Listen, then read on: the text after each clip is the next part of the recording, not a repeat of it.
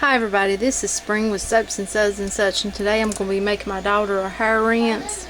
She wanted her hair to grow, and I'm going to show you how I make it for her. And then she has blonde hair, so I have dark hair.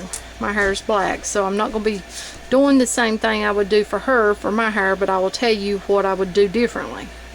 Okay. In both hair rinses, I would be using Nasturtium leaves, Nasturtium. They are really good. They actually kind of can work like a bacteria, to fight bacteria, like an antibiotic, but they help your scalp, so they're really good as a hair rinse. And I have some of the Nasturtium flowers here that I'll be putting in hers. Wouldn't put them in mine because my hair's dark.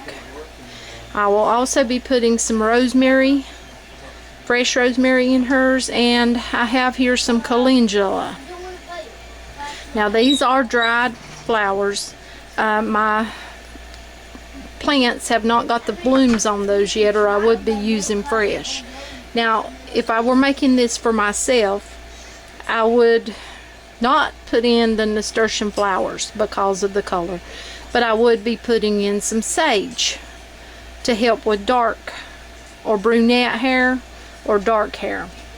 So with hers, I'm going to break up some of these nasturtium leaves like so. I'm going to break them up really good.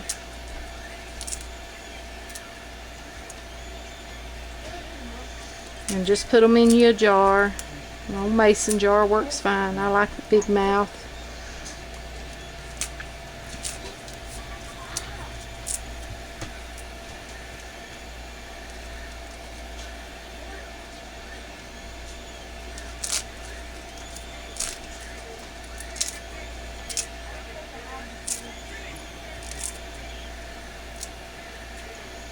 Okay, I'm going to drop that in there. I'll set this right here for now.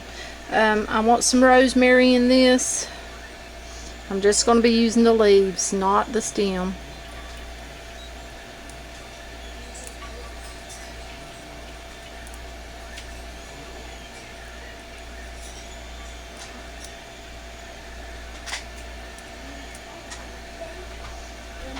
Rosemary can help stimulate hair growth also.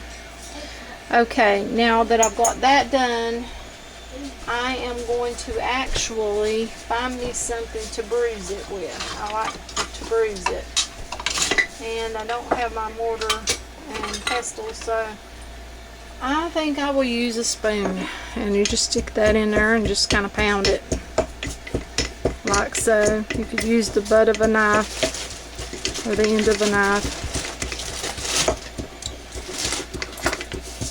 and get that bruised up really good. That way I get all the benefit from it. All that off the end of the spoon. Okay, then I'm going to add my calendula flowers and my nasturtiums. Now you can leave the nasturtiums whole, or you can break them up, however you want to do them. Or you can do both. You could, a lot of people like for it to look really pretty sitting in their kitchen, for when people, might come over to show how pretty their hair tonic's going to be, and all that. But me, I go more for what it does, the purpose. But you can always leave one or two whole in there. And I'm actually also going to add a few rose petals to this, because rose water is really good. Okay, and I'll bring you back when I get ready to add my water.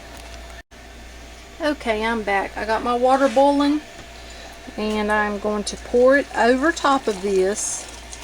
Fill my jar completely with water, like so, and then I will be capping it. Now I'm going to let this sit and steep just like a tea, and I'm going to make her a hair rinse. Well, there you go. That's how I make one of the mini hair rinses that I make. But I'll show you what this looks like after it gets done. I could have put more calendula if I'd had a fresh calendula. The yellow, I like to use a lot of that because of her hair color. Could have put more yellow nasturtiums to get a more yellow hair tonic, hair rinse out of that. Okay, this has been sitting about 10 minutes, and here you go. This is what it looks like. I'm going to let it sit longer than that, probably around 30 minutes, and then I will strain, not rinse. I will strain out all of the flowers and the leaves and put it back into a container and close it up, and she'll keep it in the refrigerator until she uses it. And there you go. That's how I make this hair tonic rinse.